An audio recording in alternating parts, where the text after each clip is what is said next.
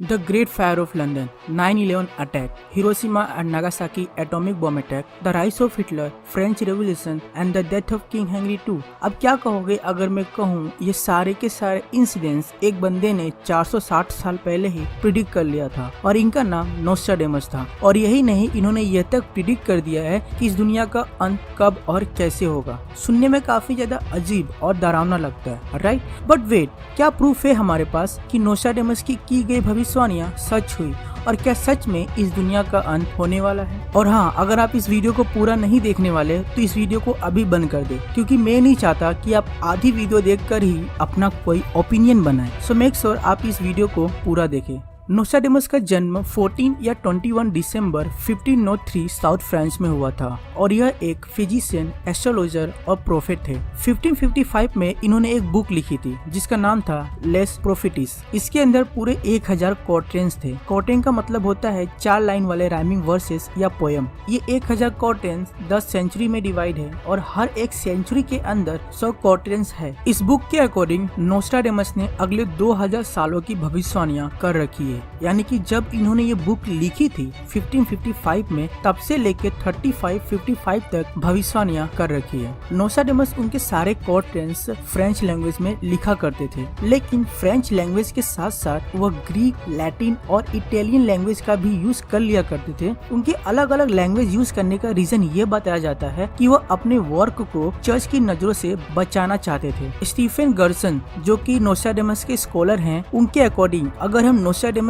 के क्वार्टेंस को ध्यान से पढ़े तो हम नोटिस करेंगे कि इनकी मोस्ट ऑफ दी क्वार्टेंस डिजास्टर्स के बारे में ही बताती है या फिर उससे रिलेट करती है, जैसे कि earthquake, wars, flood, murder, drought, battle और प्लेग। ऐसा होने का रीजन ये है कि नोस्ट्राडेमस के टाइम पे ये सब चीजें बहुत ही ज्यादा हुआ करती थी, या फिर यूं कहे ये सब चीजें कॉमन थी। नोस्ट्राडेमस के बारे में ऐसा कहा जाता है कि वह एक बाउल यानी कि कटोरे में पानी और कुछ जड़ी बूटी लेकर घंटों तक उसके सामने मेडिटेट किया करते थे और लोगों का ऐसा कहना है कि जब वो मेडिटेट किया करते थे तब उन्हें फ्यूचर दिखाई देता था। बट पीटर लेमिसूरियर, जिन्होंने नोस्ट्राडेमस के ऊपर काफी सारी बुक्स लिखी हैं, उन्होंने अपने एक बुक में बताया है कि नोस्ट्राडेमस ना ही कोई प्रोफेट थे, ना ही एस्ट्रोलॉजर और ना ही उन्हें कोई भविष्य दिखाई देता था। दरअसल वो मानते थे कि इतिहास खुद को दोहराता है, इसीलिए वो पास्ट में हुए घटनाओं को बता दिया करते थे कि ये फ्यूचर में होने वाला है और हम इसी चीज को उनकी भविष्यवाणियां मान लेते थे। नोस्ट्राडेमस ने उनके क्वार्टेंस को काफी वेग टर्म्स में लिखा है, जिसकी वजह से पढ़ने वाला उसमें से कुछ भी मतलब निकाल सकता है। नोस्ट्राडेमस 16वीं सेंचुरी से बिलोंग करते थे, इसीलिए उन्होंने उसी समय के फ्रेंच लैंग्वेज में उनके क्वार्टेंस को लिखा है। और जैसे कि हमको पता है कि समय के साथ साथ लैंग्वेज में चेंजेस होते रहते हैं, और यहाँ पे पीटर लेमिसूरियर का कहना है कि जो लोग आज के समय में नोस्ट्राडेमस के क्वार्टेन को ट्रांसलेट करते हैं, एक्चुअली उन्हें किसी वर्ड या लाइन का एग्जैक्ट मीनिंग नहीं पता होता है, बिकॉज वो काफी समय पहले लिखा गया है। तो वह इस लाइन या वर्ड को इस तरह से फिट करते हैं कि वह किसी इवेंट के साथ मैच हो जाए। इन शॉर्ट, नोस्ट्राडेमस के प्रेडिक्शन का सच होने का एक और रीजन हो सकता है कि उनके कुछ क्वार्टेंस को मिस ट्रांसलेट किया गया है। एक बात और नोट करने वाली है कि नोस्ट्राडेमस ने अपने प्रोफेसिस में बहुत सारे डेट्स नहीं यूज किए हैं और ना ही किसी पर्टिकुलर प्लेस के बारे में बात की है। बट हम ये लाइन में क्लियरली देख सकते हैं कि इन्होंने ईयर 1999 और मंथ 7 मेंशन किया है, और जहां तक हमें पता है कि यह साल और महीना नॉर्मल साल और महीने की तरह निकल गया था। तो इसीलिए यहाँ पे एक सिर्फ छोटा सा क्वेश्चन एराइज हो जाता है नोस्ट्राडेमस के प्रेडिक्शन पे। नोस्ट्राडेमस के बहुत सारे फेक क्वार्टेंस इंटरनेट पे मौजूद है, और मजे की बात तो ये है कि लोग इन्हें सच मान लेते हैं और बड़े आसानी से बेवकूफ बन जाते हैं। जैसे कि ये वाला प्रोफेसी देख लो, जो कि 9/11 अटैक के बारे में बताता है। अगर कोई इसे पहली बार पढ़ेगा और उसे नोस्ट्राडेमस के बारे में कुछ नहीं पता, तो उसे यही लगेगा कि यह सच है, बट एक्चुअली ऐसा नहीं है। इसे नोस्ट्राडेमस ने नहीं बल्कि किसी बेवकूफ ने एडिट किया है। मैं बेवकूफ इसलिए बोल रहा हूँ क्योंकि इस क्वार्टेन को सच करने के चक्कर में वह यह तक गूगल करना भूल गया कि जो 2 स्टील बॉर्ड्स उसने 2 प्लेन्स के लिए यूज किया है वो दरअसल रॉन्ग है, क्योंकि स्टील का इन्वेंशन 1854 में हुआ था, लगभग नोस्ट्राडेमस के मरने के 200 साल बाद। दरअसल इस प्रोफेसी में कुछ लाइनें नोस्ट्राडेमस के अलग अलग क्वार्टेंस में से ली गई है और कुछ मन गढ़ंत है, जिससे ये प्रोफेसी पूरी तरह से रियल लगे। एक क्वार्टेन और है जो इंटरनेट पे काफी ज्यादा वायरल हुआ था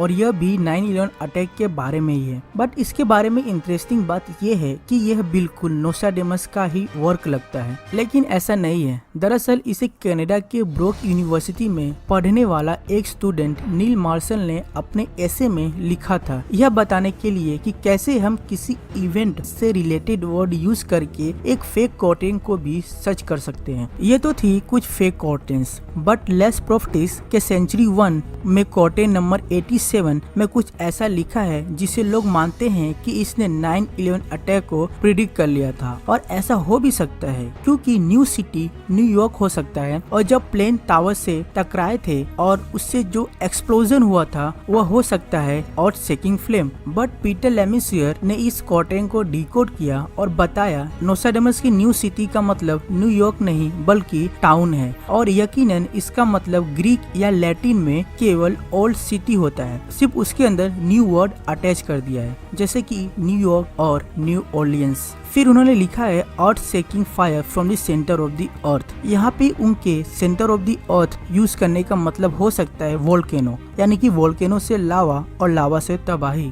बट हम सब जानते हैं कि 9/11 अटैक किसी लावा से नहीं बल्कि एयरप्लेन के जरिए आसमान से हुआ था। इन्हीं कुछ फेक प्रोफेसिस के कारण नोस्ट्राडेमस के ऊपर लोगों का विश्वास काफी ज्यादा बढ़ गया और उनकी पॉपुलैरिटी इंक्रीज होने लगी, जिसके कारण उनके बुक की सेल्स बहुत ज्यादा इंक्रीज हो गई। और फिर क्या, लोग उनके प्रोफेसिस को बहुत ही क्यूरियस होकर पढ़ने लगे और उसमें से कुछ भी मतलब निकालने लगे। जैसे कि ये प्रोफेसी देख लो, लोगों के अकॉर्डिंग नोस्ट्राडेमस ने इसके जरिए हिटलर के बारे में 16th सेंचुरी में ही प्रिडिक्ट कर लिया था, लेकिन ऐसा नहीं है क्योंकि इस प्रोफेसी में मेन हाईलाइटेड वर्ड है हिटलर, जो कि डायरेक्ट पॉइंट करता है एडोल्फ हिटलर को। बट सच्चाई तो यह है कि नोस्ट्राडेमस ने हिटलर वर्ड पहले भी 1554 में उनके अल्मैंक में यूज किया था, और इस वर्ड का यूज उन्होंने दानुवा रिवर के दूसरे नाम के तौर पर किया था। यह तो मैंने कुछ प्रोफेसिस के बारे में बात की, लेकिन अगर आप नोस्ट्राडेमस के और प्रोफेसिस पे रिसर्च करेंगे तो आपको उसके पीछे की सच्चाई पता चल जाएगी।